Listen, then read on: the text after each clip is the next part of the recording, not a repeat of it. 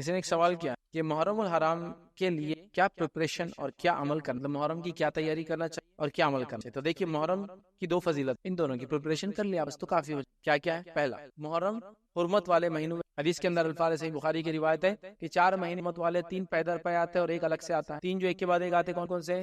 ذوالقعدہ، ذوالحجہ اور محرم، اور ایک ہے رجب۔ تو یہ 4 مہینے حرمت والے 3 ایک ساتھ آتے ہیں۔ اگر اسلامک منتھ کا جو آج کا سائیکل چلتی ہے اس سے لے تو محرم، رجب، ذوالقعدہ اور ذوالحجہ اس سیکوینس کے، لیکن وہ 3 کے اعتبار سے تو محرم حرمت والا ہے۔ تو پہلی فضیلت یہ ہوگی اس کی، حرمت والا ہے تو حرمت والے مہینے ہونا چاہیے، گناہ معاصی سے بچنا چاہیے، نیکیوں میں اضافہ کرنا۔ دوسری اس کی فضیلت یاد رکھیں، فرمایا کہ رمضان کے مہینے کے علاوہ سب سے افضل روزہ شہر اللہ المحرم، اللہ کے مہینے محرم، اس کی 2 ہی فضیلتیں ہیں، ٹھیک ہے؟ تو لہٰذا آپ روزوں کی تیاری کر، اگر آپ رکھ سکتے سب سے افضل روزہ رمضان کے بعد کون سے مہینے کا ہے تو آپ محرم میں روزے زیادہ رکھیں، 2 ہی فضیلت، حرمت والا مہینہ، روزے رکھیں۔ تو آپ جو بھی کرنا چاہیں ان دونوں سے کریں، یہی آپ کی تیاری ہے۔ یہ عاشورہ تو وہ ایک دن ہے جو ایک کسی فضیلت کے تحت اس کو فضیلت ملی، جو آپ صلی اللہ علیہ وسلم کو بتایا، اس کی کوئی خاص وہ ہم نہیں کریں گے کیونکہ محرم کے روزوں کے اندر وہ بھی، لیکن ٹھیک بہرحال اس کو الگ سے میں کوٹ کر دیتا ہوں کہ عاشورے کا روزہ اگر کوئی انسان رکھنا چاہے تو یہ کہ عاشورے کا روزہ 1 سال کے گناہوں کا کفارہ، لیکن پھر وہ یہ کہ محرم کا روزہ ہی ایک، بس اس کی فضیلت یہ آتی ہے کہ وہ 1 سال کے گناہوں کا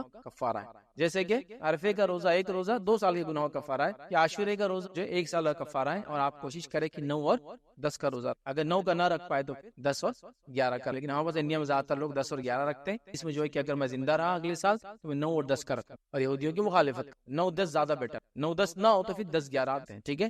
تو لہٰذا پھر روزہ رکھ لیں۔ تیسرا کہ روزے کے اندر ایک خاص روزہ آپ محرم یہ کر سکتے ہیں، اور کوئی اس کی یاد رکھنی آتی ہے، اور وہ بھی جو فضیلت ہے وہ کسی اور واقعے کے اوپر ہے، اور واقعہ ہم سب جانتے ہیں، اللہ تعالیٰ نے جو ہے موسیٰ علیہ الصلوۃ والسلام کامیابی تھی اس روز، اور بنی اسرائیل جو نجات پائی تھی، تو موسیٰ علیہ الصلوۃ والسلام نے روزہ رکھا تھا اور یہود میں روزہ رکھتے تھے شکرانے کا۔ اللہ کے رسول نے کہا یہ موسیٰ پہ زیادہ حق رکھتے یہودیوں سے، لہٰذا ہم بھی روزہ رکھیں گے، لیکن ان کی مخالفت میں ایک نہیں 2 روزے رکھیں گے، 10 کا ایک رکھتے تھے، آپ 9 اور 10 یا 10 اور بار سے کہ اس مہینے کی عظمت و حرمت ہے، حالانکہ امام قتادہ رحمۃ اللہ علیہ فرماتے ہیں، ان کا قول ہے حرمت والے مہینوں میں ظلم کرنا دیگر ماہ کے بنسبت ظلم کرنے سے زیادہ بڑا گناہ ہے اور غلطی کا کام ہے، اگرچہ ظلم کرنا ہر حال میں عظیم گناہ ہے، مگر اللہ اپنے امر میں سے جسے چاہتا ہے عظیم بنا دیتا ہے۔ تو امام قتادہ رحمۃ اللہ علیہ جو بڑے مشہور مفسرین میں بھی ہے، ان کے اقوال آپ سنتے ہوں گے بار بار، وہ فرماتے ہیں کہ ان ایام میں حرمت والے 4 مہینوں میں گناہ کرنا بڑا زیادہ گناہ ہے، حالانکہ گناہ تو گناہ ہی ہے، ہر بار گناہ کا گناہ ہی ملے گا،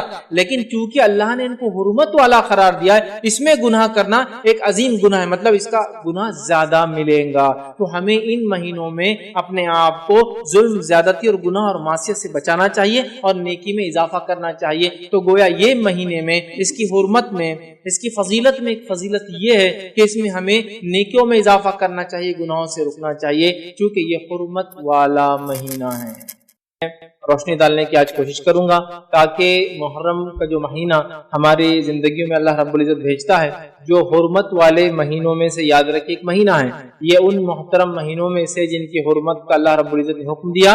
کب سے یہ محترم ہے؟ جب سے اللہ رب العزت نے آسمان اور زمین کی پیدائش کی، اور پھر نبی محترم صلی اللہ علیہ وسلم نے بہت سارے اعمال اس کے اندر کیے، یا نبی اکرم صلی اللہ علیہ وسلم نے کچھ خاص اعمال اس مہینے کے اندر کیے، یا اس کے اندر اس مہینے کی محترم ہونے کے علاوہ بھی اس کے اندر عاشورہ جو ایک دن آتا ہے اس کی بھی اپنی ایک فضیلت ہے، یاد رکھیے، اور اس میں بھی کرنے والے کچھ مخصوص اعمال ہے، یاد رکھیے۔ تو آج میں من جملہ ماہ محرم جو ہے اس کے اندر اس کی فضیلت کیا ہے پہلے ہم دیکھیں گے، اور اس میں کرنے کے لیے جو نبی اکرم صلی اللہ علیہ وسلم نے جو کام کیے یا حکم دیا وہ کام کیسے کرے، اور اس کام کے کرنے میں جو مسائل ہیں انشاءاللہ عزیز، جو روزہ رکھنے کا حکم دیا اس کے تعلق سے کچھ باتیں انشاءاللہ عزیز میں آج آپ کے سامنے رکھنے کی کوشش کروں گا۔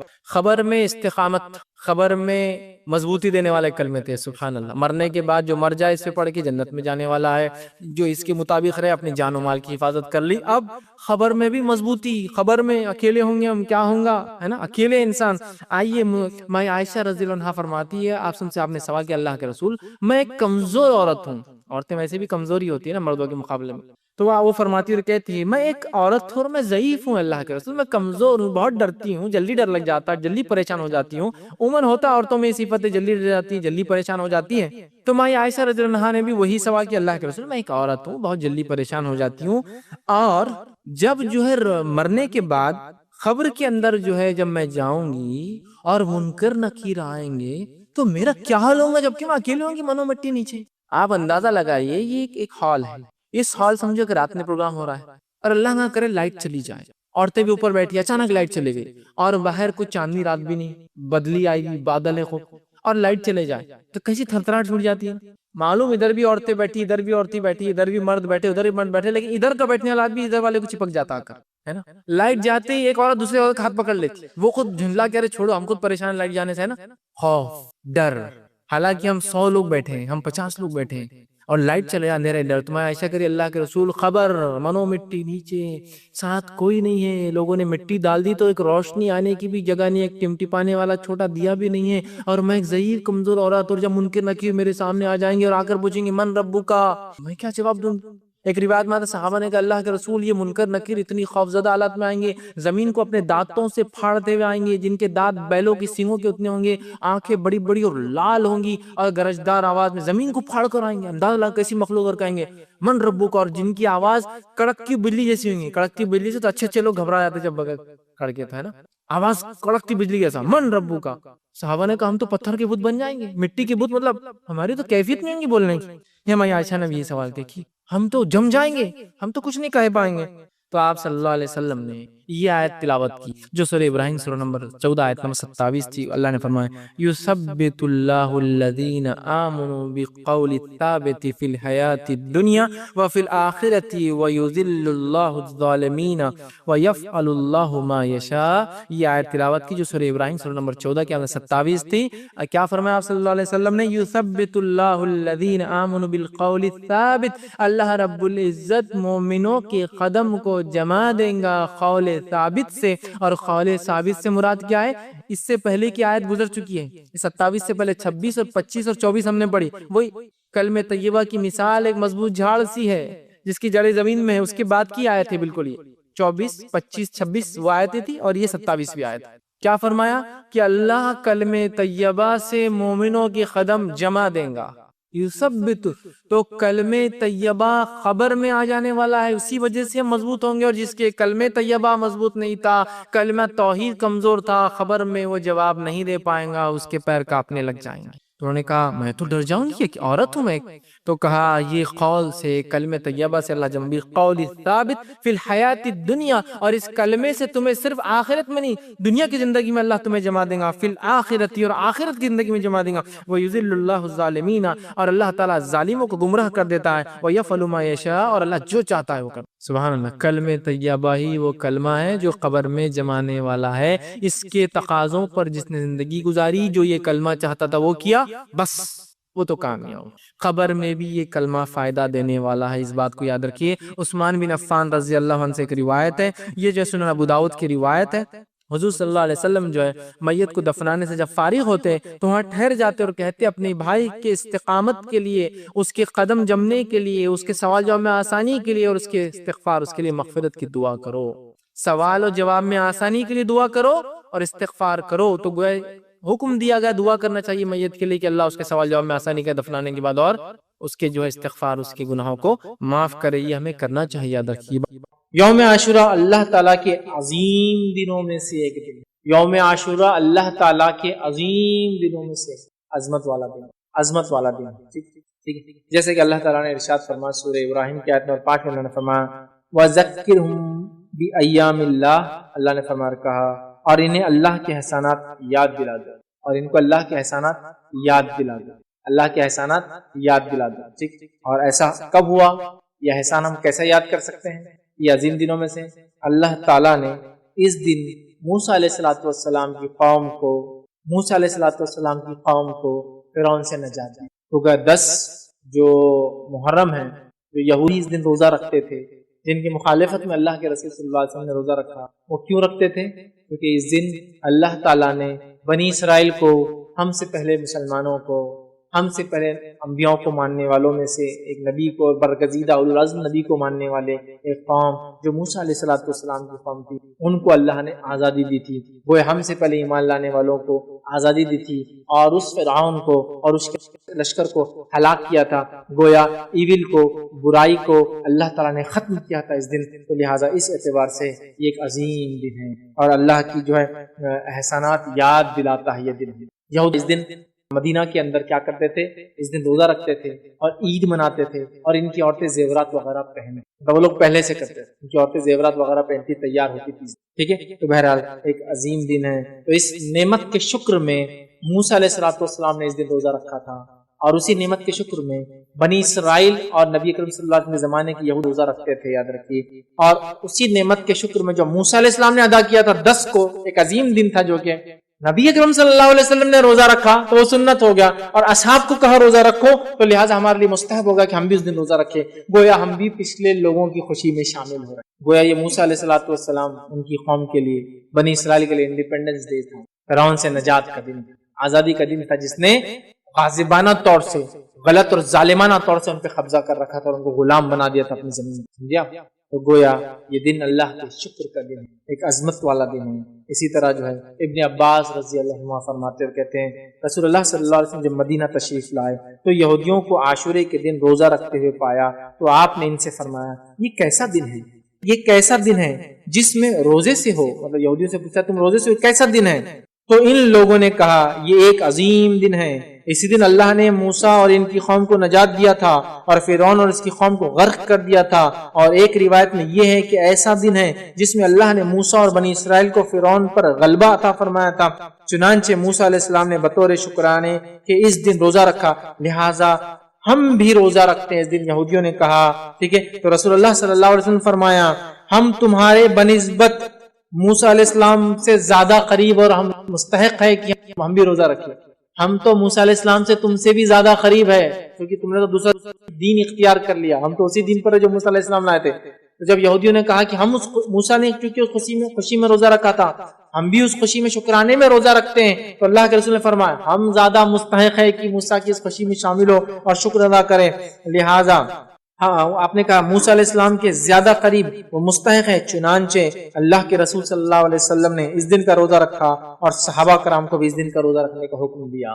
تو گویا ہم بھی پچھلے لوگوں کی خوشیوں میں شامل ہو رہے ہیں جو ہم سے پہلے ایمان والے تھے، اس عظیم دن اللہ رب العزت نے ان کو آزادی دی تھی، یاد رکھیں۔ اسی طرح عاشورہ ہمیں اس بات کی یاد دہانی کرتا ہے کہ مسلمانوں کے درمیان آپسی گہرا تعلق ہے، چاہے ہم زمین زمانے کے اعتبار سے دور ہو، آپسی گہرا تعلق ہے۔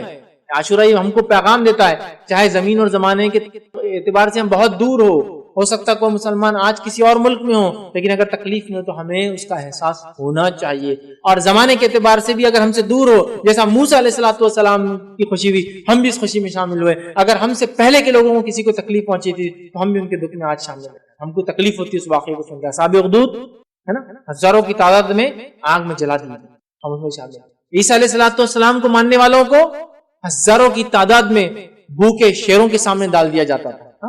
آپ کو معلوم ہے رومی حکومت، بزنطینی حکومت بننے سے پہلے، مطلب رومن امپائر جب تک عیسائیت قبول نہیں کیا تھا تو انہوں نے ہزاروں ہزار عیسائیوں کو جو عیسیٰ علیہ السلام پر ایمان لائے تھے تو بھوکے شیروں کے سامنے ڈال دیا۔ وہ تکلیف میں ہم بھی شامل ہیں، چاہے وہ آج یہود اور نصارہ ہو، لیکن جب وہ ایمان لائے تھے اپنے نبی پہ تو ہم ان کی تکلیفوں میں شامل۔ تو زمانے کے اعتبار سے ہم آگے پیچھے ہو یا علاقے کے اعتبار سے ہم آگے پیچھے ہو، ہم ایک دوسرے کی تکلیف اور خوشیوں میں ساتھ ہے۔ یہ بات کہ ہم کو اس سے میسج ملتا ہے، یاد رکھیے کہ زمین اور زمانے کے بدلنے سے کوئی فرق نہیں ہوتا، ہم مسلمان آپس میں ایک دوسرے سے گہرا تعلق رکھتے، یہ میسج وہی تھا۔ اور کیوں نہ ہو، اللہ رب العزت نے قرآن میں یہ بات کہی والمؤمنون والمؤمنات بعضهم اولیاء بعض، مومن مرد اور مومن عورتیں آپس میں دوست ہیں، اولیاء ہیں، ایک دوسرے کے مددگار ہے۔ سورۃ توبہ کی آیت نمبر 71 ہے یہ، ایک دوسرے کے مددگار ہے، دوست، مومن مرد اور مومن عورتیں۔ تو یہ بھی پیغام ہم کو ملتا ہے۔ اسی طرح 10 کو جب موسیٰ علیہ السلام اپنی قوم کو لے کر نکلے اور سامنے سمندر تھا بڑا، بنی اسرائیل موسیٰ علیہ السلام کے ساتھ تھی، فرعونی پیچھے سے ان کا لشکر آ کر موسیٰ علیہ السلام کو گھیر لیا۔ سورہ شورى میں اللہ رب العزت نے اس واقعے کو نقل کیا، آیت 61 اور 62 کے اندر، اور اللہ نے فرمایا اِنَّا لَمُدْرَكُونَ، اور جب بنی اسرائیل نے کہا یقیناً اب ہم پکڑے گئے، اب پیچھے سے آگے انہوں نے ادراک کر لیا ہمارا اب تو ہم گھیر لیں گے، پکڑ لیں گے ہم کو۔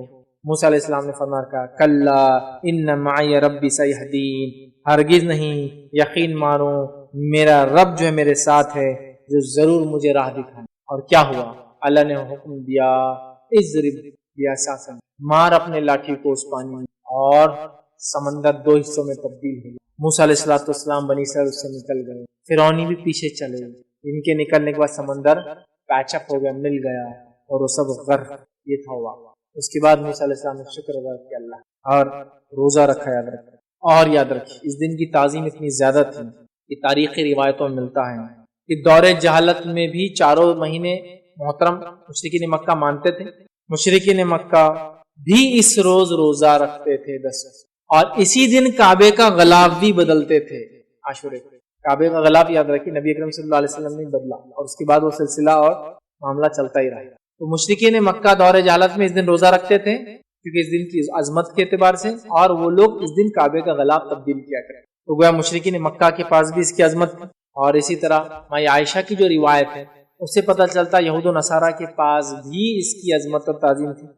मैं समझता हूँ पूरा वाक़या मैंने आपके सामने रख दिया, फिर भी बहुत मुख्तसर सा इसको एक बार फिर दोहराता हूँ। माई आयशा की रिवायत वो फरमाती और कहती ज़माना जहालियत में कुरैश आशूरे के दिन का रोजा रखते थे। खुद रसूलुल्लाह सल्लल्लाहु अलैहि वसल्लम ने भी हिजरत से पहले इस दिन का रोजा रखा, हिजरत से रोजा रखा। जब आप सल्लल्लाहु अलैहि वसल्लम हिजरत करके मदीना मुनव्वरा तशरीफ लाए, खुद भी इस दिन का रोजा रखते थे और दूसरों को भी इस दिन का रोजा रखने का हुक्म देते थे। लेकिन जब माह रमजान के रोजे फर्ज कर दिए गए तो आपने आशूरे के दिन का रोजा रखने का एहतमाम तर्क कर दिया और फरमाया जो चाहे इस दिन का रोजा रखे, जो चाहे इसको छोड़ दे। सही मुस्लिम। और दूसरी रिवायत जो सही मुस्लिम की उसमें अल्फाज इस तरह से अबू मूसा अशरी रज़ी अल्लाहु फरमाते और कहते हैं यहूद यौम आशूरे को शुक्राने का रोजा रखते थे। इस दिन मसरत का इजहार करते थे, ईद मनाते थे, अपनी औरतों को जेवरात और सामान पहनाते थे जीनत का, और सामान पहनकर वो मुज़य्यन होती, अपने आप को सजाती और संवारती। यहूद भी रोजा रखते, मुश्रिकीन भी रोजा रखते, और इस दिन की हुर्मत उनके पास भी। तो आशूरा हमें क्या मैसेज देता है? आशूरा हमें मैसेज देता है कि ये एक बड़ा ताज़ीम का दिन है, अल्लाह की अजमत वाला दिन है। याद रखिए उसमें हमें रोजा रखना चाहिए शुक्राने में कि अल्लाह ने हमसे पहले मुसलमानों को नजात दी थी, है ना। दूसरा, अल्लाह ताला ने दुश्मनों को मुसलमानों के हलाक किया था इस दिन। और तीसरा, हमें मिलता है कि इस कारनामे को हम याद करते हैं इस दिन, आशूरे के दिन, और रोजा रखते हैं उसके शुक्राने में। याद रखिए तो लिहाजा आशूरा हमारे लिए एक मैसेज देता है, मुसलमानों को एक पैगाम देता है। ये पूरा महीना बहरहाल अपने आप में बड़ा अहमियत का हामिल है। वैसे तो मुहर्रम वही महीना जिसमें नबी करीम सल्लल्लाहु अलैहि वसल्लम मदीना हिजरत करके, इस दिन पहली मुहर्रम थी जब आप मदीना पहुंचे थे, इसी से हिजरी सन और साल बहरहाल चालू होता है। तो बड़ी इसकी अजमत याद रखिए। तो ये थी 7 फजाइल इस महीने, और मैं समझता हूँ 7 फजीलत में ये तो हमको वाज़े पता चला, ये हुर्मत वाला महीना है, ये नेकियों के करने वाला महीना है, ये मासियत और गुनाहों से बचने वाला महीना है, कसरत से रोजे रखने का महीना है, ये अल्लाह ताला का महीना है। और इसी तरह इसमें आशूरे का रोजा रखना है, 9-10 टीके का रोजा रखना है, कोशिश करना है, ना हो सके तो 10 और 11 का भी इंशाअल्लाह रोजा इंसान रख सकता है। और ये दिन हमें याद दिलाता है और हमें दूसरे मुसलमानों से, जमीन और जमाने के एतबार से हमसे अलग क्यों ना हो, उनसे हमारा रिश्ता जो होता है इख्वत और भाईचारे का हमें मैसेज देता है। अब किसी वजह से ये 2 रोजे आप नहीं रख सकते और आपको सिर्फ 10 का रोजा मिल गया, मतलब आप 9 का भी नहीं रख पा रहे और 11 का भी नहीं रख पा रहे किसी भी वजह से, तो क्या हम एक रोजा रख सकते हैं? ये तो हाँ, ये खाली एक रोजा भी रखा जा सकता है इंशाअल्लाह, इसमें कोई मसला नहीं है। याद है किसी वजह से अगर आप एक रोजा ही रख पाए तो भी ये काफी है।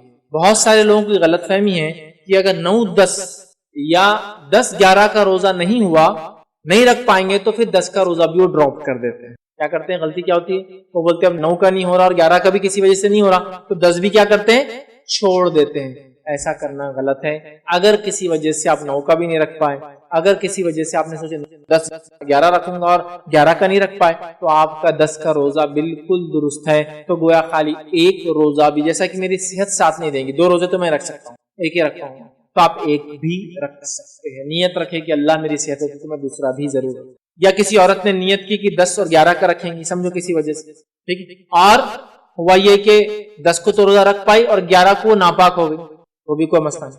या कोई औरत 9 को नापाक, समझ रहे आप, और उसने नियत की थी कि 9-10 रखूंगी, तो बहरहाल वो फिर 10-11 रख लें, उसके पास मौका है। तो बहरहाल किसी वजह से आप 9 का या 11 का रोजा सफर की वजह से, बीमारी की वजह से, औरत की हैज की वजह से, किसी और प्रॉब्लम की से नहीं भी रख पाए, सेहत की वजह, तो आपको एक रोजा भी इंशाअल्लाह अजीज किफायत कर जाएंगे, इसमें कोई हर्ज नहीं। एक और गलतफहमी कि एक रोजा नहीं रखना बोले एक रोजा भटकता, इसकी कोई दलील नहीं है कि एक रोजा भटकता, ऐसा कुछ भी नहीं बोले जोड़ीदार लगता, बहुत कॉमन मिसकंसेप्शन है। ایک روزہ کبھی نہیں رکھنا، 2 رکھنا بولے، تو لہٰذا 9-10 جیسا ہے. اسی طرح ذوالحجہ میں بھی بولے ایک نہیں رکھنا 9 کا، ایک دن پہلے، چونکہ ذوالحجہ کی 10 تاریخ کو تو عید ہے، مطلب بقرعید ہے، تو بولے 8-9 کا رکھنا، ایسا نہیں آتا، ایک روزہ بس. ہاں جو روزہ ایک نہیں رکھنے کا حکم دیا گیا وہ کون سے روزہ ہے؟ جمعے کا اکیلا روزہ رکھنا منع کیا گیا اور ہفتے کا اکیلا روزہ رکھنا منع کیا گیا. تو اگر آپ کو جمعہ رکھنا ہے تو آپ کو جمعرات ایڈ کرنا پڑے گا، یا پھر جمعہ رکھنا ہے تو آپ کو ہفتہ ایڈ کرنا پڑے گا، یا آپ کو ہفتہ رکھنا ہے تو اتوار ایڈ کرنا پڑے گا. خالی جمعے کا اور خالی ہفتے کا روزہ رکھنے سے نبی اکرم صلی اللہ علیہ وسلم منع کیا، بلکہ ہفتے کے تعلق سے آپ نے کہا کہ اگر تمہیں پتے ملے بھی تو کھا لو، لیکن ہفتے کا روزہ خالی مت رکھو. یا تو رکھنا ہے تو پھر کیا کرنا ہوگا، آپ کو روزہ اٹیچ کرنا ہوگا، ایک وہ جمعہ اور ہفتہ ہے، نہ کہ کوئی اور دن. تو لہٰذا کسی وجہ سے آپ ایک بھی روزہ رکھے تو انشاءاللہ. اور جب آپ سوئے تھے بستر پہ تھیلا تھا جس کی وجہ سے صلی اللہ علیہ وسلم پر آپ کے شرٹ نہیں تھا، یہ گرمی، تو آپ جب اٹھے تو پورے جسم مبارک پر آپ کے عمر بن خطاب رونے لگے کہ اللہ کے مقام آپ اتنی سادی.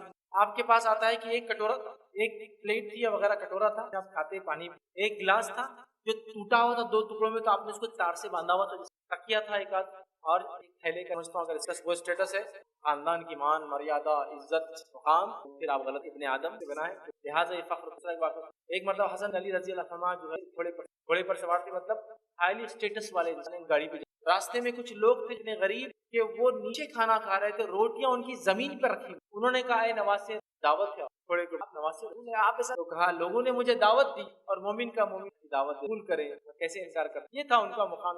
تو جو سب سے بہرحال علی رضی اللہ عنہ جو مشہور ہے، یاد رکھیے آپ نے تمام غزوات میں حصہ لیا، نبی اکرم صلی اللہ علیہ وسلم کے ساتھ آپ رہے، روزے، صوم اور صلات آپ نے آپ کی دیکھی، آپ بہت زیادہ سنت کے پابند، اللہ کے رسول کے طریقے پہ جیسا آپ نے کیا کرنا چاہتے تھے.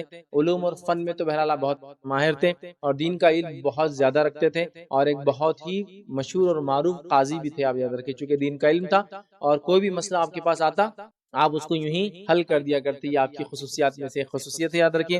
اسی طرح جو ہے علی بن ابی طالب رضی اللہ عنہ کے تعلق سے خود وہ اپنے بارے میں فرماتے اور کہتے ہیں کہ تم مجھ سے قرآن مجید سیکھ لیا کرو، ٹھیک ہے، اور مجھ سے سوال کیا کرو، کیونکہ میں یہ اللہ تعالیٰ کے فضل و کرم سے جانتا ہوں کہ یہ آیت کس دن نازل ہوئی تھی، یا کس رات نازل ہوئی تھی، یا کس میدان میں نازل ہوئی تھی. مجھے جو ہے اللہ تعالیٰ نے مجھے فصاحت اور بلاغت سے آراستہ کیا. خود اپنے بارے میں کہتے تھے لوگوں مجھ سے قرآن کا علم حاصل کر لیا کرو، میں اس کے بارے میں سب جانتا ہوں، کب اتری، کہاں اتری، کیوں اتری، کس کے لیے اتری تھی. اسی طرح آپ ایک فصیح اور بلیغ خطیب بھی تھے، یاد رکھیں، بہت اچھے خطیب تھے، خطبہ دیتے تھے اور لوگوں کو جوش دلاتے تھے، لوگوں کو اللہ کے دین پر چلنے پر آمادہ کرتے تھے، لوگوں کو تقوی اور وعظ و نصیحت کرتے تھے. آپ مشہور اور معروف خطیب بھی تھے، یاد رکھیے، یہ آپ کی خصوصیات میں سے خصوصیت ہے. اور آپ ایک بہت مشہور قاضی بھی تھے، یاد رکھیے، جو میں نے کہا فیصلہ کرنے میں آپ کا معاملہ بہت اچھا تھا، یاد رکھیے. وہ خود اپنے بارے میں ایک بار فرماتے اور کہتے ہیں کہ رسول اللہ صلی اللہ علیہ وسلم جب مجھے یمن کی طرف بھیجا اور وہاں کا مجھے قاضی بنا دیا، یمن کا قاضی اللہ کے رسول نے ان کو اپنے زندگی میں بنا، تو یمن کی طرف بھیجا، مجھے وہاں کا قاضی بنا دیا، بھیجا، تو میں نے عرض کیا یا رسول اللہ صلی اللہ علیہ وسلم میں اس عمر میں کیسے فیصلے کر سکتا ہوں، بہت کم عمر تھی، تو میں اس عمر میں کیسے فیصلے کر سکتا ہوں، مطلب کیا میری عمر اتنی ہوگی آپ کو لگتا ہے کہ میں اتنا علم رکھتا ہوں فیصلے کروں، جبکہ مجھے معلوم ہی نہیں ہے کہ فیصلہ کس طرح کیا جاتا ہے. تو آپ صلی اللہ علیہ وسلم نے میرے سینے پر ہاتھ پھیرتے ہوئے یہ دعا کی، اے الہی اس کے دل کی رہنمائی فرما. پھر اس کے بعد وہ کہتے ہیں اللہ تعالیٰ نے میرا سینہ کھول دیا اور مجھے 2 جھگڑا کرنے والوں کے درمیان فیصلہ کرنے میں کوئی تکلیف نہیں ہوئی، اس لیے کہ اللہ کے رسول صلی اللہ علیہ وسلم نے ان کو مخصوص دعا دی تھی فیصلہ کرنے کے بارے میں، یاد رکھیں. اسی طرح عمر ابن خطاب رضی اللہ عنہ کے بارے میں ایک واقعہ آتا ہے، ایک خاتون کا معاملہ آپ کے سامنے لایا گیا جس کو 6 مہینے میں اولاد پیدا ہو گئی، اولاد کی ولادت ہو گئی، تو لایا گیا. عمر ابن خطاب رضی اللہ عنہ نے اس کو سنسار کرنے کا حکم دیا، کیونکہ 6 مہینے میں اولاد کیسا پیدا ہوئی، تو انہوں نے اس کو سنسار کرنے کا حکم دیا.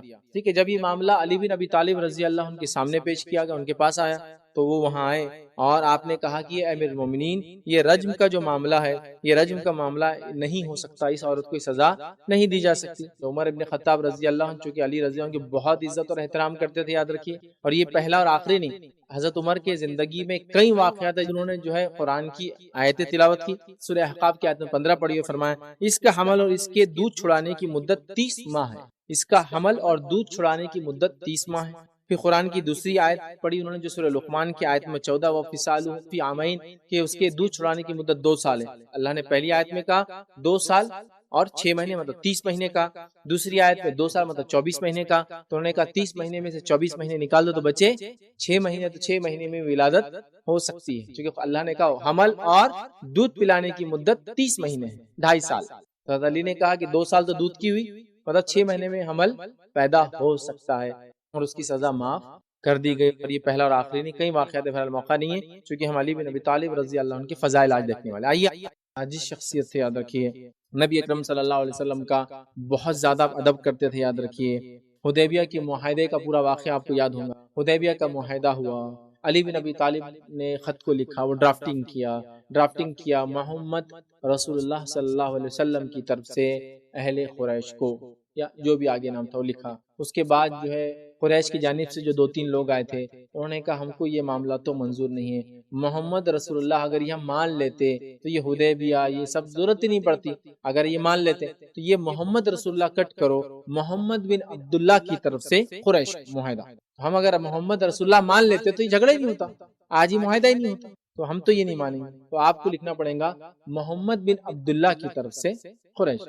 نبی اکرم صلی اللہ علیہ وسلم فرمایا علی محمد رسول اللہ کو مطلب رسول اللہ کو کاٹ دو. علی بن ابی طالب رضی اللہ عنہ نے کہا اے اللہ کے رسول صلی اللہ علیہ وسلم، ان الفاظ کو کاٹنے کی سکت مجھ میں نہیں، میں ان کو کاٹ نہیں سکتا. آپ کو اگر کرنا ہے تو یہ لکھے ہوئے الفاظ ہے آپ نے، اور آپ نے اٹھا کر دے دیا. اللہ کے رسول نے اپنے ہاتھ سے اس کو کاٹ دیا. تو یہ ادب رسول تھا کہ نبی اکرم صلی اللہ علیہ وسلم خود کہہ رہے کہ کاٹ دو، میرا نام کیا کہ محمد رسول اللہ کا. میری تو اوقات، میری بساط، میری سکت، میری طاقت نہیں کہ کر سکوں، آپ کرنا چاہے تو کر لیں.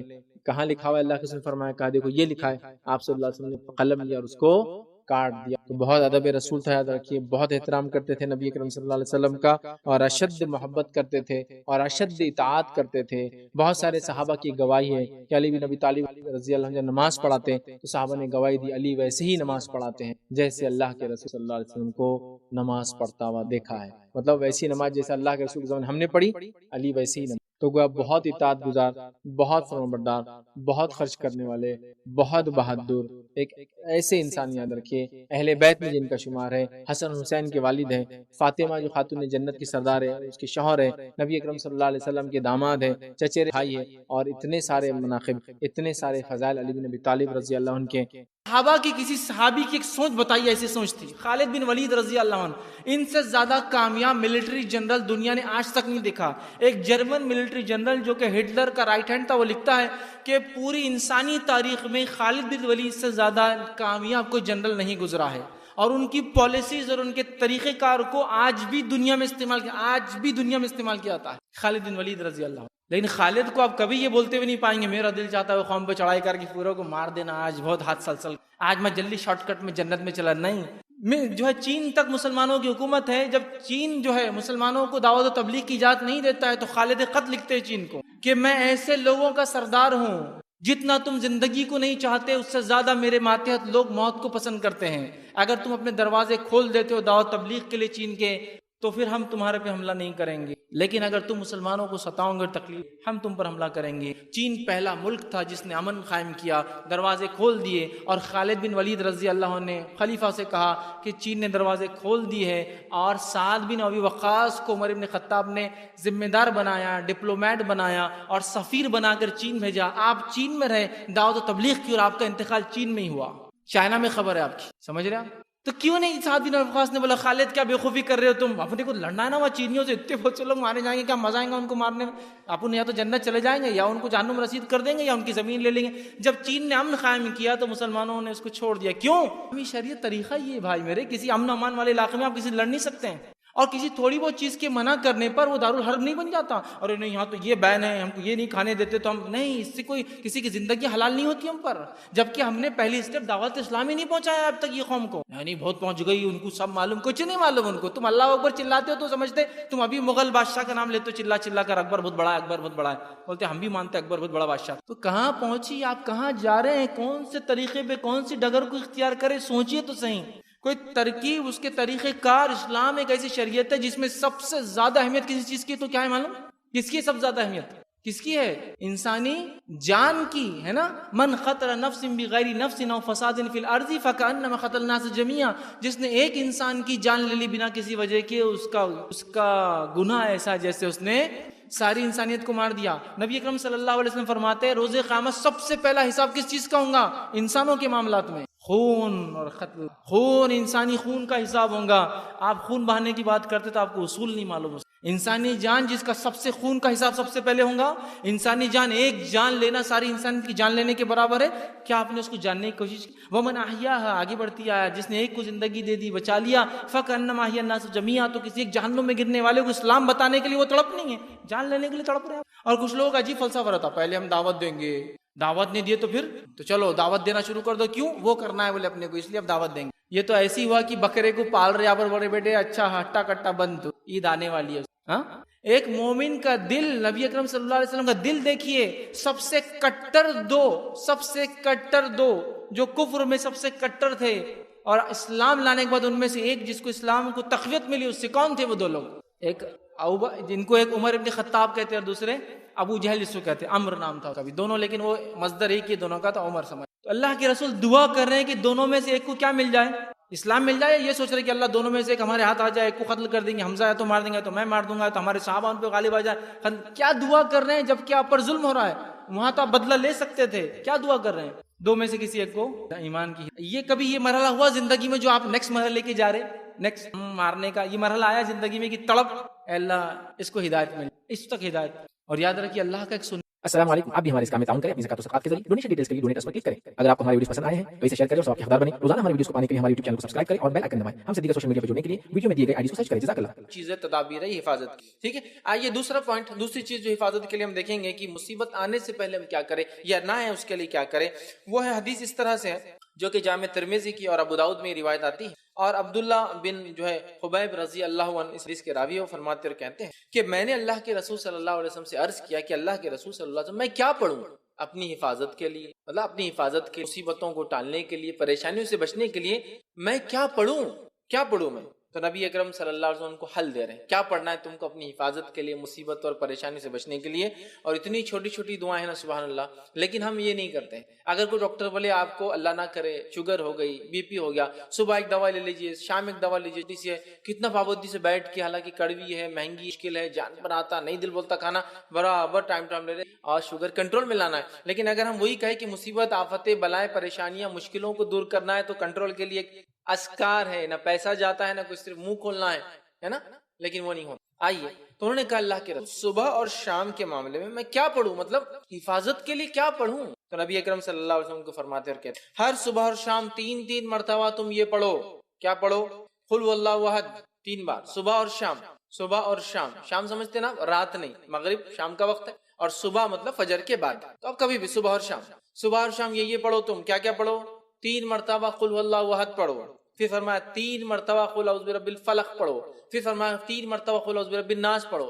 مطلب تینوں سورے ایک ساتھ آتے ہیں قرآن میں، 112 نمبر کا سورہ، 113 نمبر کا سورہ، 114 نمبر کا سورہ. ان 3 سورتوں کو آپ صلی اللہ علیہ وسلم فرما رہے ہیں ان 3 سورتوں کو تم پڑھیں تو آپ کو ہر وقت پریشانی والی چیز سے اللہ تعالیٰ بچانے کے لیے کافی. وہ پوچھ رہے ہیں میں کیا کروں، مصیبت، پریشانی، آفت کوئی آ جائے تو آپ صلی اللہ علیہ وسلم سلوشن پیش کریں. سلوشن یہ کہ صبح اور شام 3 مرتبہ سورہ اخلاص، سورہ فلق، سورہ ناس پڑھا کرو. یہ تمہارے لیے کافی ہو جائے گا، مصیبتوں کے لیے، پریشانیوں کے لیے، مشکلوں کے لیے کافی ہو جائے گا. اور اس کے تعلق سے یاد رکھیے ہم اتنی لاپرواہی برتتے ہیں، حالانکہ کتنے چھوٹے سورے، کتنے عام ہیں، تقریباً سب کو یاد ہوتے ہیں، لیکن یہ نہیں ہوتا. ہاں کوئی مصیبت آ گئی اور کوئی کہے ایک ٹانگ پہ کھڑے رہ کر 11 بار سورہ یاسین پر برابر کر، آدھی رات کو چھت پہ جا کر ایک ٹانگ پہ کھڑے رہ کے سورہ یاسین 11 بار پڑھو، حالانکہ 8 پہ 10 بار میں نیچے گر کے پڑھتے، دوسرا بار بھی ٹوٹ جاتا جو اچھا تھا. وہ سب کریں گے، دوسرے دن آ رہے پیر ٹوٹ، کیا بات ہے؟ تو کسی کو بول نہیں سکتے کہ ایک پیر پہ کھڑے ہو تو گرے دوسرا بھی ٹوٹ، وہ نہیں بولو، وہ برابر کریں گے. آنے کے بعد 21 دن تک جو ہے سورہ یاسین کو آپ یہ پڑھو، حالانکہ ثابت نہیں ہے. پورے قرآن کو الٹا پڑھنا شروع کرو، وہ بھی ہم کریں گے. کتنا سلوشن، کتنا آسان ہے. 1 سورہ، 2 سورے اور 3 سورے، کتنی آیتیں ہو رہی ہیں، کتنی چھوٹی آیت. قل هو اللہ احد ہو گئی ایک آیت، اللہ الصمد لم یلد ولم یولد ولم یکن لہ 4 آیت. چلو ماشاءاللہ ہو گئی 4 آیتوں کو 3 بار بولے تو کتنے بار ہو رہا 12 آیت. یہ اتنے کم جملے ہیں کہ اس سے کئی گنا کئی درجے زیادہ جملے میں اور آپ بولتے ہیں دن بھر میں بات کرنے کی شکل سے بچوں سے پڑوسیوں سے باس سے کسٹمر سے. صبح شام 3 مرتبہ پڑھنا ہے اور 3 مرتبہ پڑھ کے فنش. آپ نے اپنے آپ کو محفوظ کر لیا. صحابی کیا فرما رہے کہ میں کیا کروں حفاظت کے لیے؟ آپ صلی اللہ علیہ وسلم کیا سولوشن دے رہے؟ تم یہ 3 چیزیں صبح اور شام پڑھ لو. مطلب 3 بار 3 سوروں کو صبح اور شام پڑھنا ہے. تو گویا 3 بار 3 سورے دن میں تو 9 اور شام میں 9 اتنے سورے پڑھنا ہے. اور اس کے بعد یہ ہوں گا آپ صلی اللہ علیہ وسلم فرماتے ہیں کہ 3 مرتبہ پڑھو اور پڑھیں تو آپ کو ہر آفت و پریشانی والی بچانے کے لیے کافی ہے. اور نبی اکرم صلی اللہ علیہ وسلم حدیث بھی سورت کے تعلق سے سورہ فلق اور سورہ ناس کے تعلق سے آپ نے فرمایا ان 2 سورتوں سے بہتر پناہ مانگنے والی کوئی سورت نہیں. ان دو سورت آپ صلی اللہ علیہ وسلم بیمار ہوئے خود پڑھتے تھے سورہ فلق سورہ بخار آیا جو آپ کا آخر مرض. خود نہ پڑھ سکے تو کیا کہا اپنی زوجہ محترمہ سے عائشہ رضی اللہ عنہا سے تم پڑھ کے دم کر. نبی اکرم صلی اللہ علیہ وسلم پہلے کچھ دعائیں پڑھا کرتے تھے حسن اور حسین کو نظر نہ لگے بول نظر بد. جب سورہ فلق سورہ ناس آئی صحابہ بولتے وہ آپ نے دعائیں چھوڑ کے سورہ فلق سورہ ناس پڑھ کے دم کرنا شروع. تو بخار آیا بیمار ہوئے تو آپ نے بچوں کو نظر نہ لگے تو آپ نے آندھی اور طوفان آتی تب بھی آپ یہ 2 صورتیں پڑھتے ہیں. آندھی اور طوفان آ گئی سفر میں قل اعوذ برب الفلق اور قل اعوذ برب الناس آپ تلاوت کرتے. آندھی اور جادو ہوا تو جادو کا علاج اسی سے کیا گیا. سورہ فلق اور سورہ ناس کتنی عظیم کتنی اہم سورت لیکن معوذتین انہیں کہا جاتا ہے. لیکن ان صورتوں کے تعلق سے ہمارا رویہ کیا ہے مجھے زیادہ بتانے کی ضرورت نہیں ہے.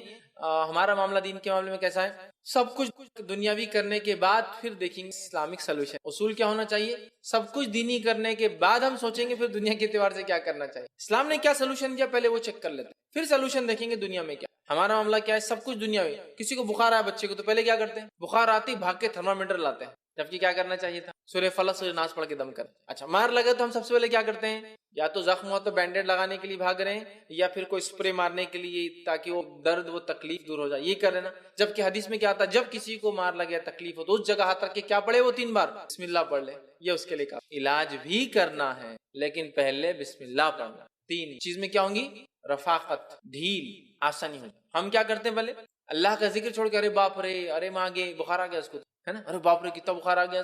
اللہ کا ذکر چھوڑ کر ماں اور باپ کو یاد کر جبکہ دونوں کچھ بھی کام نہیں آئیں گے. انسان کبھی تو سامنے کھڑا ہوتا ہے لیکن کچھ نہیں کر پاتا اپنے بچوں کو نہیں کر سکتا اس کے بس میں. تو جو کر سکتا ہے وہ ذات کو چھوڑ کر جو نہیں کر سکتے ان کو یاد کرنے میں کوئی فائدہ نہیں آتا. سمجھ رہے ہیں بات کو. تو یہ عادی ہم بنا. یہ دوسری چیز تھی. پہلے ہم نے رات کی حفاظت دیکھ لی. اب ہم نے کیا حفاظت دیکھی صبح اور شام کی حفاظت دیکھ لی. صبح اور شام پڑھنے سے کیا ہوتا ہے سارا دن مصیبت پریشانی سے آپ سیف گارڈ ہو. چلیے آگے بڑھتے ہیں. کہ محرم میں عاشورہ ہے. محرم میں عاشورہ ہے. عاشورہ کیا ہے محرم کی 10 تاریخ.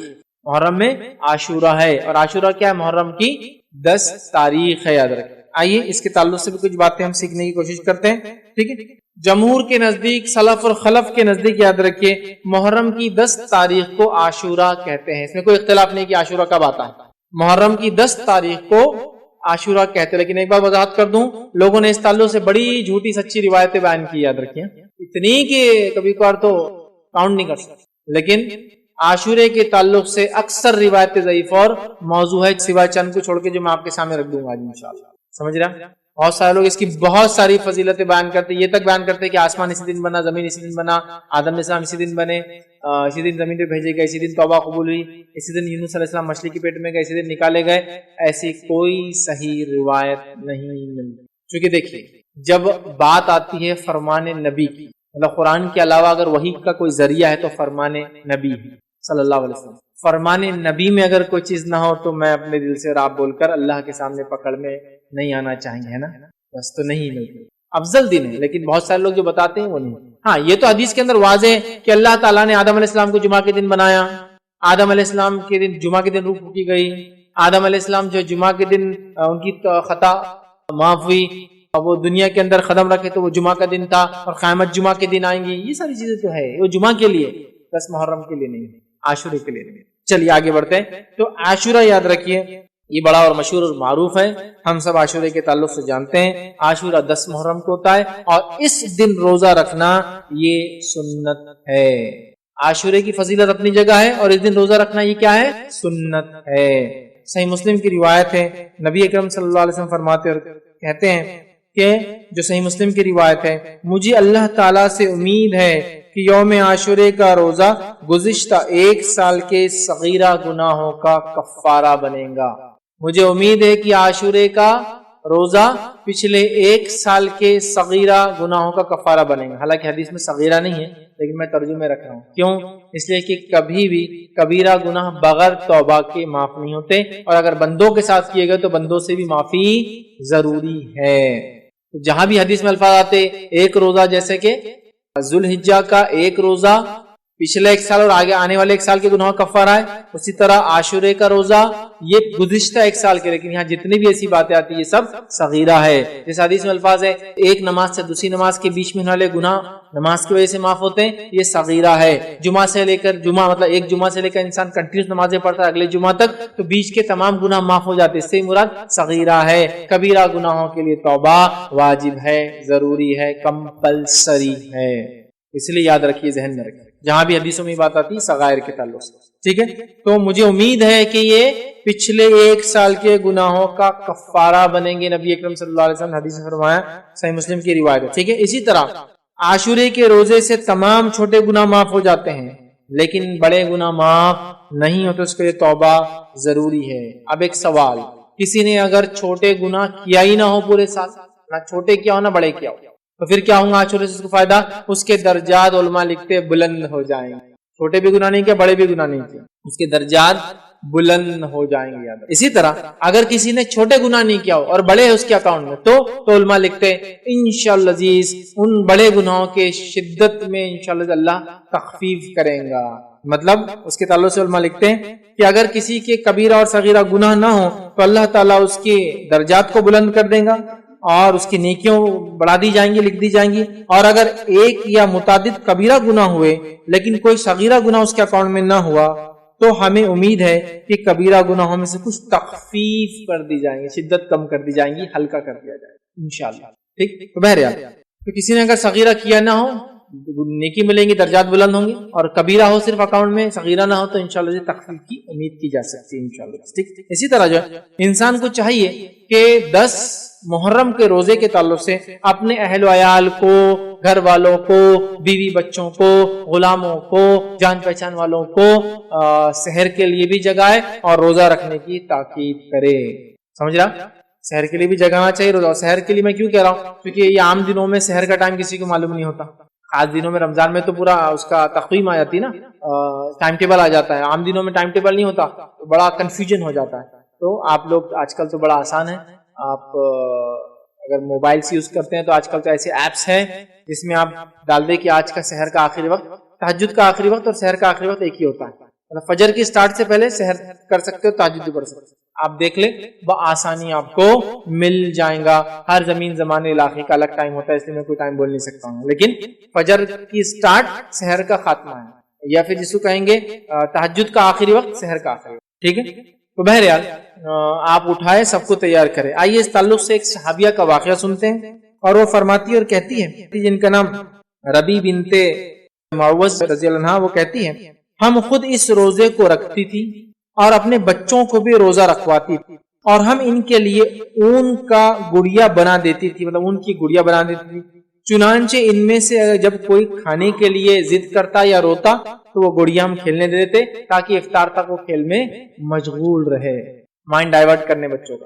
تو وہ بڑے بھی رکھتے تھے، بچے بھی رکھتے تھے، اور بچوں کا مائنڈ ڈائیورٹ کرنے میں اون کی گڑیا بنا کے رکھتے تھے، سمجھ رہا؟ تو عبادتوں میں بچے بھی شامل ہوں گے، اور بچوں کا خیال رکھنا بھی۔ اس حدیث سے پتہ چلا کہ صحابیات پہلے سے ان کے کھیلنے ملنے کا انتظام کر دیتے تھے، حالانکہ یہ بہت غربت والا زمانہ تھا، تو اون ہوتا تھوڑا سا گڑیا بنا دی، بچہ ضد کرا اگر روزے میں کہ مجھے کھانا ہے، کھیلنے دے دی تاکہ وہ کھیل میں لگ جائے اور روزہ کمپلیٹ ہو جائے، افطار تک کھیلتا رہے، یاد رکھے۔ اور جو روایت دیکھی متفقہ علیہ تھے، وہ جو صحابیات گڑیا بناتی، ٹھیک ہے۔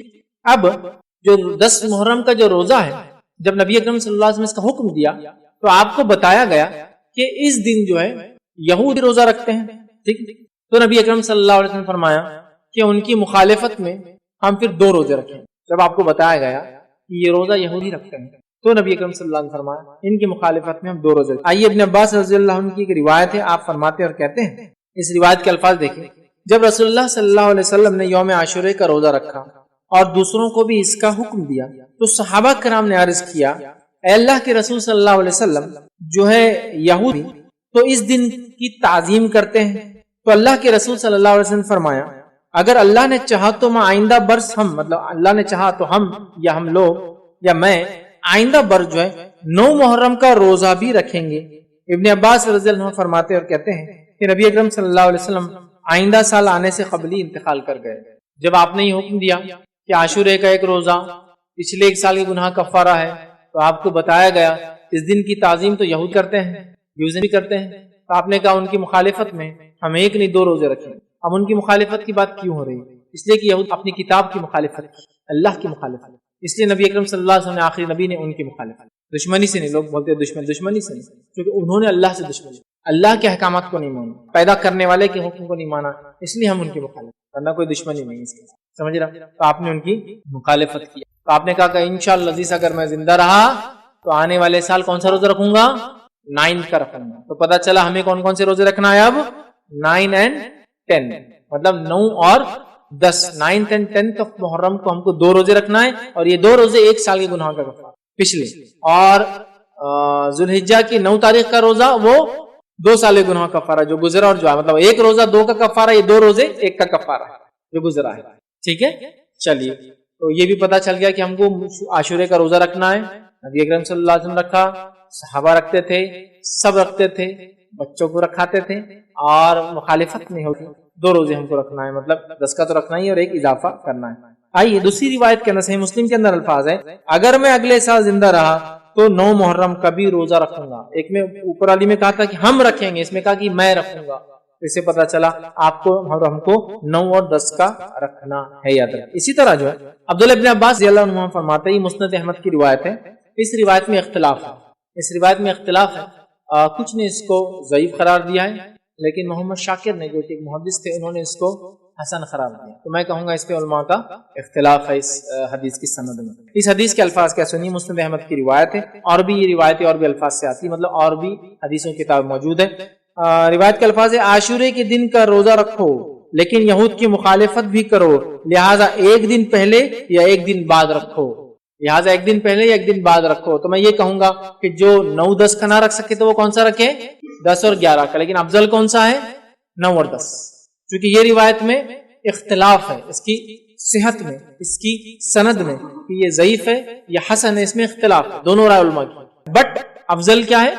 9 and 10.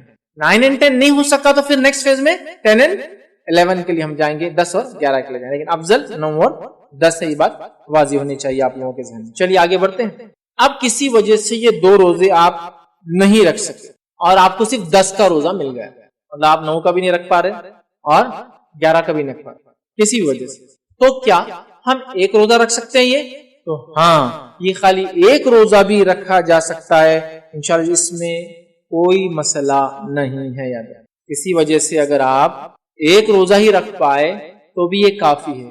بہت سارے لوگوں کی غلط فہمی ہے کہ اگر 9-10 یا 10-11 کا روزہ نہیں ہوا، نہیں رکھ پائیں گے تو پھر 10 کا روزہ بھی وہ ڈراپ کر دیتے ہیں. کیا کرتے ہیں؟ غلطی کیا ہوتی ہے؟ وہ بولتے ہیں اب 9 کا نہیں ہو رہا اور 11 کا بھی کسی وجہ سے نہیں ہو رہا تو 10 بھی کیا کرتے ہیں؟ چھوڑ دیتے ہیں. ایسا کرنا غلط ہے.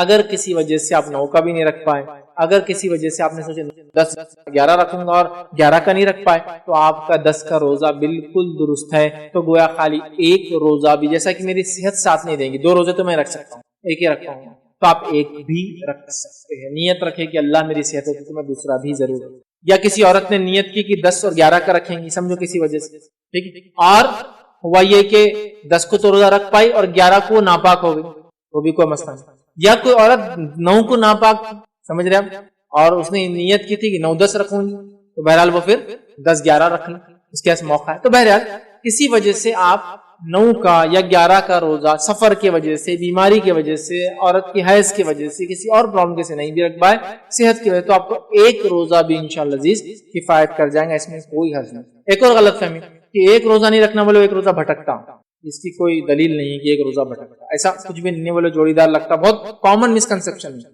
1 روزہ کبھی نہیں رکھنا، 2 رکھنا بولے، تو لہٰذا 9-10 جیسا ہے. اسی طرح ذوالحجہ میں بھی بولے 1 نہیں رکھنا 9 کا، 1 دن پہلے، چونکہ ذوالحجہ کی 10 تاریخ کو تو عید ہے، مطلب بقرعید ہے، تو بولے 8-9 کا رکھنا، ایسا نہیں ہے. 1 روزہ بس. ہاں، جو روزہ 1 نہیں رکھنے کا حکم دیا گیا وہ کون سے روزہ ہے؟ جمعے کا اکیلا روزہ رکھنا منع کیا گیا اور ہفتے کا اکیلا روزہ رکھنا منع کیا گیا. تو اگر آپ کو جمعہ رکھنا ہے تو آپ کو جمعرات ایڈ کرنا پڑے گا اس میں، یا پھر جمعہ رکھنا ہے تو آپ کو ہفتہ ایڈ کرنا پڑے گا اس میں، یا آپ کو ہفتہ رکھنا ہے تو اتوار ایڈ کرنا پڑے گا اس میں۔ خالی جمعے کا اور خالی ہفتے کا روزہ رکھنے سے نبی اکرم صلی اللہ علیہ وسلم منع کیا، بلکہ ہفتے کے تعلق سے آپ نے کہا کہ اگر تمہیں پتے ملے بھی تو کھا لو، لیکن ہفتے کا روزہ خالی مت رکھو۔ یا تو رکھنا ہے تو پھر کیا کرنا ہوگا آپ کو، روزہ اٹیچ کرنا ہوگا، ایک وہ جمعہ اور ہفتہ ہے، نہ کہ کوئی اور دن۔ تو لہٰذا کسی وجہ سے آپ ایک بھی روزہ رکھیں تو انشاءاللہ اس میں کوئی حرج نہیں، ٹھیک ہے۔ اسی طرح ایک اور سوال، لوگ بولتے ہیں کہ میرے رمضان کے روزے باقی ہیں، میرے رمضان کے روزے قضا باقی ہے، تو کیا میں یہ روزے رکھ سکتا ہوں؟ یہ تو نفل ہے، یہ تو سنت ہے، اب میرے تو فرض ہی قضا ہے۔ تو یاد رکھیے، آپ رمضان کے روزے قضا ہو بھی تو یہ نفل روزے رکھ سکتے ہیں۔ بہت سے لوگوں کا مسکنسپشن ہوتا ہے کہ رمضان کی اگر قضا ہے تو باقی نفل روزے نہیں ہو سکتے جب تک کہ قضا پوری نہیں ہوتی۔ تو میں یہ بتانا چاہوں گا، یہ جو روزہ ہے محرم کا، خاص طور سے 9 اور 10 کا، یہ روزہ مخصوص ہے اور ایک تاریخ سے اٹیچ ہے، یہ تاریخ جاننے کے بعد آپ کو اس کو رکھنے کا موقع نہیں ملے گا۔ لہٰذا اگر رمضان کی قضا باقی ہے بھی تو بہت ساری بار بیمار لوگوں کا مسئلہ ہوتا ہے، عورتوں کا ہوتا ہے کہ حیض کی وجہ سے روزے ان کی چھوٹ جاتے ہیں رمضان کے اور وہ رکھ نہیں پاتی، اب محرم آ جاتا ہے، پھر وہ سوچتے رہے محرم آ گیا تو کیا محرم کے نفل رکھوں جبکہ میرے تو فرض باقی ہے۔ تو یاد رکھیے، آپ کی فرض روزے اگر قضا باقی بھی ہے تو علماء کی کئی قول اور فتاوے موجود ہیں کہ آپ قضا روزے باقی رہنے کے باوجود بھی محرم کا روزہ آپ رکھ سکتے۔ تو لہٰذا محرم کا یہ روزہ 9-10 کا آپ بالکل، اگر قضا روزے باقی بھی ہیں تو رکھ لے، چونکہ قضا روزوں کے لیے تو آپ کے پاس اگلے سال تک موقع ہے، مطلب اگلے رمضان آنے سے پہلے تک موقع ہے، لیکن یہ روزے تاریخ سے جڑے ہیں، ایک بار چلے جائیں گی تاریخ تو پھر موقع نہیں ملے گا۔ تو لہٰذا نفلی روزہ، قضا روزے اگر فرض باقی ہے بھی تو رکھا جا سکتا ہے، تو لہٰذا آپ اس کو رکھ سکتے ہیں۔ آئیے اسی طرح اگر مسافر ہو، کوئی مشقت ہو یا کوئی تکلیف ہو تو یاد رکھیں اس روزے کو عاشورے کے جو ہے چھوڑنے میں بھی کوئی حرج نہیں ہے۔ کوئی تکلیف ہے، کوئی مشقت ہے، کوئی پرابلم ہے، بہت سے لوگ عاشورے کہتے ہو بہت زیادہ شدت کے ساتھ میں رکھنے چاہے، ایسا نہیں، آپ چھوڑ سکتے۔ اور سفر میں بھی، بیماری میں بھی آپ کو لگتا ہے کہ روزہ رکھنے کے آپ کیپیبل ہے تو اس کو کنٹینیو رکھ سکتے ہیں، دونوں چیزیں، مطلب چھوڑ بھی سکتے ہیں مجبوری میں اور رکھ بھی سکتے ہیں آپ کی مرضی سے۔ سفر میں ہو کیا میں رکھوں، اس لیے کہ اللہ نے تو قرآن میں کہا کہ رمضان کی بھی روزے اور آپ سفر میں تو چھوڑ سکتے ہیں، لیکن اگر کسی کو تندرستی صحت ہے اور سفر میں تکلیف نہیں ہوں گی اور وہ اس کو اپنے سفر میں آڑ نہ بنا لے روزے کو تو رکھنے میں کوئی حرج نہیں۔ آڑ بولے تو کیسا، اب آپ سفر میں ہیں اور آپ کو طاقت کی ضرورت اور آپ اپنے آپ کو سفر میں روزے کو آڑ بنانے کے لیے روزہ رکھ لے رہے 10 کا، آپ سامان اٹھانا، ارے تم اٹھاؤ میں روزے سے آج جانا، مطلب لوگوں کے لیے اپنے روزے کو آڑ بنا رہے ہیں، ایکسٹرا سو رہے، بھائی اٹھنا کام کا ٹائم ہے، نہیں میں آج روزہ ہے نا، معلوم ہے تم لوگ تو بے روزے دار ہے، میں تو روزہ ہے نا، تمہیں کچھ آڑ نہیں ہونا چاہیے، ٹھیک ہے، اس چیز کو آپ یاد رکھیں، ٹھیک ہے۔ اچھا ایک اور سوال، کیا یہ روزے کی قضا ہو سکتی ہے 10 محرم کو؟ تو یاد رکھیں اس روزے کی کوئی قضا نہیں ہے، چونکہ یہ روزہ ایک پرٹیکولر ڈے سے جڑا ہوا ہے، وہ دن جانے کے بعد اس کی قضا نہیں ہوتی ہے، یاد رکھیں، ٹھیک ہے۔ اسی طرح جو ہے میں ہر سال یہ روزہ رکھنے کا عادی ہوں، میں ہر سال 9-10 کا روزہ رکھتا ہوں، یہ سال کسی وجہ سے رکھ نہیں پایا، بیماری کی وجہ سے رکھ نہیں پایا، سفر کی وجہ سے رکھ نہیں پایا، عورت تو حیض کی وجہ سے رکھ نہیں پائی، نفاس کی وجہ سے مطلب مینسس کی وجہ سے جو ہے، اور نفاس کی وجہ سے اولاد کی پیدائش کے بعد جو مسئلہ ہوتا ہے میں روزے نہیں رکھ پائی، تو علماء لکھتے ہیں اگر اس کی نیت تھی اور وہ ہر سال رکھتا تھا یا رکھتی تھی اور اس کی نیت یہ تھی تو انشاءاللہ اس نیت کی وجہ سے اس کو اس کا بھی اجر اور ثواب مل جائے گا، اور اس کے لیے وہ لوگ دلیل اس حدیث کو رکھتے ہیں، اور حدیث دیکھیے اس طرح سے ہے جس میں نبی اکرم صلی اللہ علیہ وسلم فرمایا، صحیح بخاری کی روایت آپ نے فرمایا، جب بندہ بیمار ہو جائے یا سفر پہ ہو تو اقامت وہ صحت کی حالت میں عمل کرنے کی طرح اس کے لیے اجر لکھا جاتا ہے۔ جب بندہ بیمار ہو جائے یا سفر میں ہو جس کی وجہ سے وہ ریگولر جو کام کرتا تھا، اعمال کرتا تھا، نہیں کر پاتا ہے، تو اللہ تعالیٰ اس کی نیت کی وجہ سے اس کو اس کا اجر دے دیتا ہے۔ سبحان اللہ، ایک بوڑھا آدمی ہے، اس کی زندگی بھر جوانی بھی گزری مسجد میں نماز پڑھتے باجماعت، وہ آج بھی چاہتا ہے کہ وہ مسجد میں جا کے باجماعت نماز پڑھے، اب اس کی صحت ساتھ نہیں دیتی، انشاءاللہ اس کو بھی باجماعت نماز کا ثواب ملے گا، کیونکہ پوری زندگی اس کی اسی روش پر گزری۔ ایک انسان تھا رمضان کے ہر سال روزے رکھتا تھا، ہر سال شدت کے ساتھ رکھتا تھا، اب اس کو بیماری نے آج اکڑا، صحت چلی گئی، لیکن اس کی تمنا آج بھی اسی کی ہے، اس حدیث کے مطابق اس کو بھی اجر ملے گا رمضان، سمجھا۔ ایک انسان کی شدید تڑپ ہے کہ وہ اللہ کے گھر کی زیارت کرے، لیکن پیسوں کی وجہ سے بیچارہ مجبور ہے، وہ بھی حدیث کی وجہ سے اجر پائے۔ ایک انسان ہر سال حج اور عمرے کو جاتا تھا، اللہ نے مال دولت رکھا تھا، دے رکھا تھا، اب وہ کسی وجہ سے نہیں جا پا رہا ہے اس کی، لیکن آج بھی وہ امید ہے کاش پہلے مالدار تھا، غریب ہو گیا، لیکن میرے پاس پیسہ ہو تو میں جاؤں، اس کو بھی اجر۔ کیونکہ حدیث میں کیا ہے، جب بندہ بیمار ہو جائے یا سفر پہ ہو تو اقامت و صحت کی حالت میں جو عمل وہ کیا کرتا تھا، جب اچھا تھا، صحیح سالم تھا، سب کچھ تھا، طاقت تھی، جو عمل کرتا تھا اسی کا اجر اس کو ابھی بھی ملیں گے۔ سبحان اللہ، کتنی بڑی بات ہے نا۔ لہٰذا اچھے کام کرو، اچھے کام کی نیتیں رکھو اپنے دل میں، جب ہم اچھے کام نہیں کر پائیں کسی وجہ سے تب بھی اللہ اجر دیتا ہے۔ بڑی بات، بڑی بات۔ چلیے آگے بڑھتے ہیں۔ اسی طرح جو ہے